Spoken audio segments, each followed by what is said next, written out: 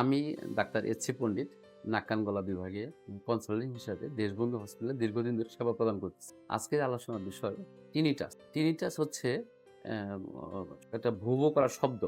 অনেক মানুষ আছে আমাদের এই চারপাশে। তারা কম আমাদের কাছে আসে যে হচ্ছে যে আমাদের কানের ভিতরে শব্দ হচ্ছে। শব্দটা বলতেছে কখনো বলে যে বাঁশির মতো শব্দ হয়, কখনো বলে ট্রেন চলে এরকম শব্দ বলে, কখনো বলে শো হয়। এই ধরনের নানামুখী তারা হচ্ছে যে শব্দ শুনতে পায়। যে শব্দগুলো শুধু সেই শোনে। তার পাশে যে থাকে সে শুনতে পায় না। এই যে রিংরিং একটা সাউন্ড হচ্ছে, এই সাউন্ডটাকেই আমরা মেডিকেল ভাষায় বলতেছি টিনিটাস। টিনিটাস কেন হয় এটার অ্যাকচুয়াল কারণ আসলে ওইভাবে জানা যায় না। তবে সাধারণত আসলে কিছু কারণ এগুলো ধরা হয়। কিছু কারণ আছে সাবজেক্টিভ কারণ, কিছু আছে অবজেক্টিভ। সাবজেক্টিভ কারণ হচ্ছিল যে পারফেক্ট যে কারণগুলো সেগুলো আসলে ম্যাক্সিমামে আননোন বা হচ্ছিল যে নার্ভজনিত কারণ বলে গণ্য করা হয়। আর অবজেক্টিভ যে কারণগুলো সেগুলো হচ্ছে হলো যে আমাদের কানের মধ্যে কোনো ইনফেকশন থাকলে যেরকম অটাইটিস মিডিয়া, অটাইটিস এক্সটার্না বা হইলো সিওসোম যদি থাকে, অথবা ইমপ্যাক্টর যদি ওয়াক্স থাকে, অথবা আম এই অটোস্ক্লেরোসিস বা কোনো রোগ এরকম থাকে, বা ব্রেনের মধ্যে কোনো যদি টিউমার থাকে, এই ধরনের কোনো যেগুলো স্পেসিফিক রোগ নির্ণয় করা যায়, সেই সমস্ত যদি আসলে থাকে সেগুলো আসলে অবজেক্টিভ কোনো কজ, সেই কাজে আসলে টিনিটাস হতে পারে। আর সাবজেক্টিভ যে কাজ সেটা আসলে ম্যাক্সিমাম আননোন, তবে নার্ভজনিত রোগ হিসেবে ধরা হয়। নার্ভজনিত হচ্ছে হলো কি ভাবে চিন্তা করা হয়। যেরকম আমাদের কানে যে আমরা শব্দ শুনতে পাই, সেটা আসলে কানের মধ্যে হেয়ার ফলিকল থাকে। এই হেয়ার ফলিকল যে থাকে, যে নার্ভগুলো থাকে, nerve root, cochlear nerve root, সেই নার্ভ রুটটা মোল্ডেড হয়ে যায়, বা হলো অনেক সময় হলো যে ব্রোকেন হয়ে যায়।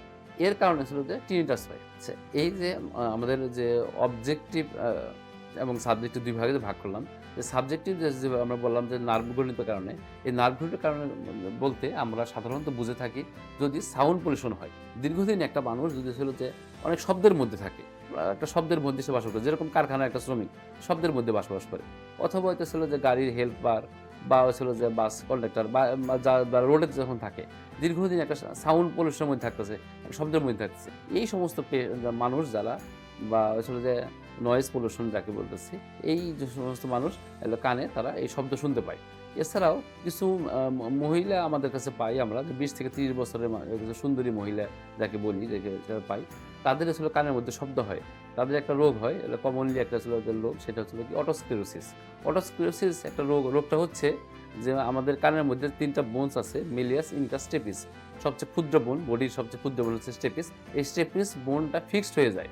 আমরা যখন একটা সাউন্ড শুনতে পাই, শব্দ শোনার পরে কানের যে পর্দা কম্পিত হয়। কম্পিত হওয়ার পরেই কানের কম্পিত হওয়ার পরেই যে বোনসটা থাকে সেটা হলো স্টেপিস বোনস। সেই স্টেপিস বোনস কম্পনের ফলেই শব্দগুলা মিডল এয়ার থেকে ইনার এয়ার হয়ে ব্রেনে চলে যায়। স্টেপিস বোনস যখন ফিক্সড হয়ে যায় তখন সেই কম্পনটা ঠিকমতো হয় না। তা সে কম শুনতে পায়, সাউন্ডটা ঠিকমতো সে শুনতে পায় না, কম শুনতে পায়। তাইলে এই ধরনের এই বয়সের মহিলা, যেখানে 20 থেকে 30 বছর আমরা বলতেছি, 20 থেকে 30 বছরের একটা ফিমেল রোগী, যারা অটোস্ক্লেরোসিস একটা রোগের কারণে কম শুনতে পায়, এবং কম শোনায় ওই সাথে সাথে তাদেরও টিনিটাস ডেভেলপ করে। তাহলে আমরা বিভিন্ন আসলে কারণগুলো খুঁজে পেলাম যে টিনিটাস হচ্ছে কেন হচ্ছে, এটা খুঁজে পেলাম। টিনিটাস চিকিৎসা করার ক্ষেত্রে আমাদের আসলে যে প্রথমে হলো কারণগুলো খুঁজে বের করতে হয়, যে কোন কারণে আমাদের টিনিটাসটা হচ্ছে। যদি আমরা কারণগুলো খুঁজে বের করতে পারি, তাহলে টিনিটাসটা আমাদের জন্য চিকিৎসা করা সহজ। যদি আমাদের যে অবজেক্টিভ যে টিনিটাসটা, যেটা আমরা কারণ খুঁজে পাই, কজ খুঁজে পাই, সেগুলো আসলে কজ রিমুভ করলে টিনিটাসটা ভালো হয়ে যাচ্ছে। কিন্তু যে সাবজেক্টিভ টিনিটাস, যেগুলো আসলে আমরা ওইভাবে কজ খুঁজে পাচ্ছি না, সেই টিনিটাস কিন্তু সহজে ভালো হয় না। সেই ক্ষেত্রে আমাদের পেশেন্টকে মোটিভেশন করতে হবে যে আপনার এই রোগটা হয়েছে, রোগটা এইভাবেই থাকবে, আপনি এজন্য ঘাবড়াবেন না। আমরা সেই সব পেশেন্টদের ক্ষেত্রে বা ক্ষেত্রে আমরা কিছু পরীক্ষা করি। যেরকম আম তাকে হলো যে অডিওমেট্রি টেস্ট করি, যে তাকে হেয়ারিং প্রবলেমটা কীরকম সেটাও টেস্ট করি। যদি হেয়ারিং প্রবলেমটা একটু মেজর বা মাইনর থাকে, যদি আমরা হেয়ারিং এইড দিতে পারি, হেয়ারিং এইড দিতে পারলে সেক্ষেত্রে হচ্ছিল যে, যেহেতু তখন শোনাটা বৃদ্ধি পাবে এবং হচ্ছিল যে তার টিনিটাসটা চলে যাবে বা কমে যাবে। অনেক সময় হইতেছিল যে এই হেয়ারিং এইড দেওয়ার পরেও সে হচ্ছিল যে তার টিনিটাস দূরীভূত হয় না। তখন আমরা টিনটাস মাস্কার ইউজ করতাম। টিনটাস মাস্কার আসলে দিলেও রোগীটা আসলে যে আরাম বোধ করে, অথবা আসলে সেই শব্দটা চলে যায়। এরকম অনেক কিছু আছে, যেরকম কিছু ওষুধও আছে যেগুলো আসলে যে আমরা ওষুধগুলো প্রেসক্রাইব করে থাকি।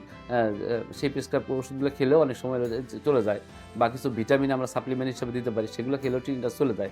তারপরেও কিছু রোগী আছে যেগুলো আসলে টিনিটাস আসলে যায় না, কারণ আমরা সঠিকভাবে আসলে কারণটা নির্ধারণ করতে পারি নাই।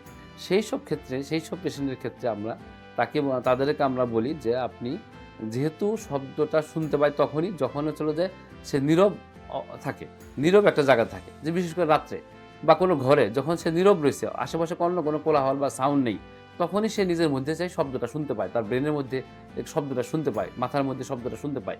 কিন্তু যদি কোলাহলের মধ্যে থাকে তখন সে যে শব্দটা আসলে হলেও হচ্ছে সবসময়ই, কিন্তু সে বুঝতে পারে না। এই সমস্ত আসলে যে পেশেন্টের ক্ষেত্রে আমরা তখন তাকে বলি যে আসলে যে আপনি কিছুটা শব্দের মধ্যে থাকবেন। শব্দের মধ্যে থাকবেন। সবসময় শব্দের মধ্যে থাকার চেষ্টা করবেন, মানুষের মধ্যে মিশে থাকার চেষ্টা করবেন। কিন্তু ঘুমানোর সময় তো আসলে সব মানুষ থাকবে না। তখন আমরা বলি যে মাথার কাছে বা মাথার বালিশের নিচে ঘড়ি রাখবেন, যে টিকটক করতেছে, শব্দ করতেছে, এরকম ঘড়ি রাখবেন মাথার বালিশের নিচে। তাহলে এই ঘড়ির শব্দেতে এবং হচ্ছে যে আপনার চিন্তার শব্দতে এটা মিনিমাইজ হয়ে যাবে। অনেক সময় তো আসলে যে মানে মোবাইলে, এখন তো মোবাইলের ডিভাইস, মোবাইলে আমরা আসলে যে বৃষ্টির শব্দ, ঝর্ণার শব্দ, রিমঝিম শব্দ, এরকম শব্দ দিয়েও রোগীদের কাছে আমরা রেখে দিই। সেক্ষেত্রে এই শব্দ যখন এবং তার নিজের ভিতরের তিনটা শব্দ, ২ টাকে মিনিমাইজ করে সে তখন পারসেপশনটা আসলে যে তার মাইন্ডটাকে সেটা অন্যদিকে চলে যায় এবং পেশেন্ট আসলে যে বেটার ফিল করে। তাহলে আজকের আলোচনায় আমরা এই কানের শব্দ বা টিনিটাস সম্বন্ধে আমরা কিছুটা ধারণা পেলাম। তাহলে যারা আমাদের আশেপাশে মানুষ যারা টিনিটাস বা এই শব্দজনিত সমস্যায় ভুগতেছেন, তারা অতি নাক কান গলা চিকিৎসকের শরণাপন্ন হবেন। আমি দেশবন্ধু হসপিটালে কর্মরত আছি। দেশবন্ধু হসপিটালে সেবা দিয়ে যাচ্ছি। আপনারা আমার কাছে আসবেন। আপনারা সবাই ভালো থাকবেন, সুস্থ থাকবেন। ধন্যবাদ।